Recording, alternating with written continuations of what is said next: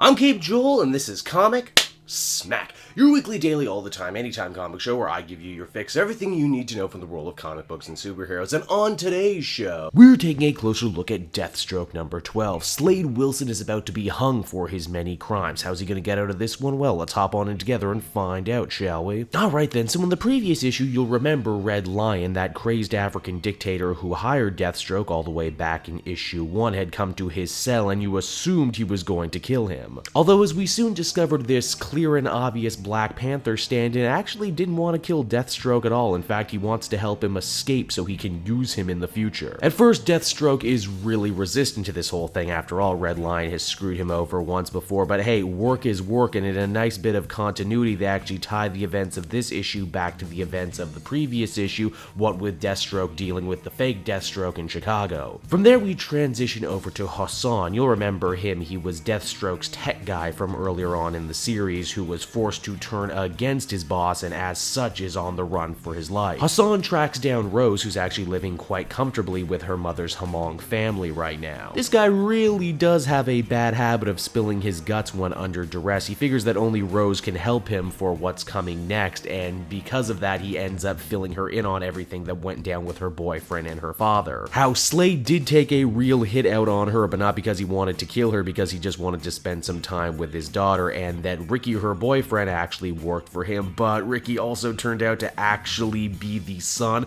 of a woman Deathstroke had been sleeping with back in the day, and because of it the kid wanted revenge against him. It's a whole twisted soap opera web, I tell ya. Now that Deathstroke is out of prison, he's going to work super hard on making sure his ass doesn't get thrown back there. He figures this must be part of some bigger governmental conspiracy, what with his arrest never actually making the news, even though he was apprehended at the hands of Superman of all people. He also thinks that maybe he can use the fake Deathstroke in Chicago to his own advantage. After all, the government could only make a case against him by proving that Slade Wilson and Deathstroke were the same person. If he can prove that they're not, or at least trick them into thinking they're not, then he can get off scot-free again. Now, before our villainous protagonist can properly get the ball rolling on all of that, he's going to have to get back what was stolen from him before he was taken to prison, and that thing just so happens to be his all-powerful icon suit, the thing that allowed him to actually level the playing field between himself and Superman. Who has the suit currently? Well, Raptor, of course, the super Romany thief who was fighting Dick Grayson in the pages of Nightwing. Raptor, as we discover, is actually in league with Red Lion. Yes, that's right, it's a double cross, or is it a triple cross? I can't even keep track of all these crosses that are happening. All I know is that Deathstroke, as the comic ends, is going to have to go one-on-one with Raptor, who is dangerous in his own right, but now has his own suit to use against him.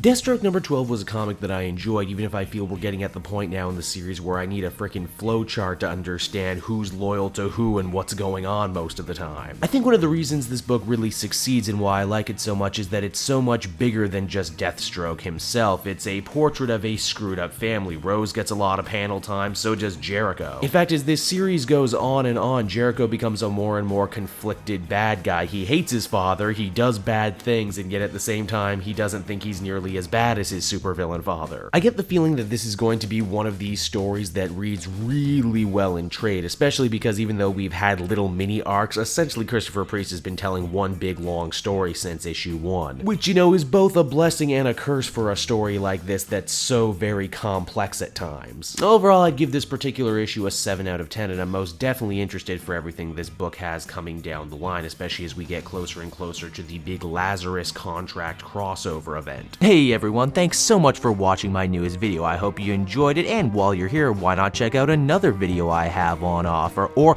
maybe if you're feeling in a supportive mood, you want to like or subscribe. And if you want to support the creation of more videos just like this one, then please by all means check out the Cape Joel Patreon. A little bit goes a very long way, and I will see you all next time.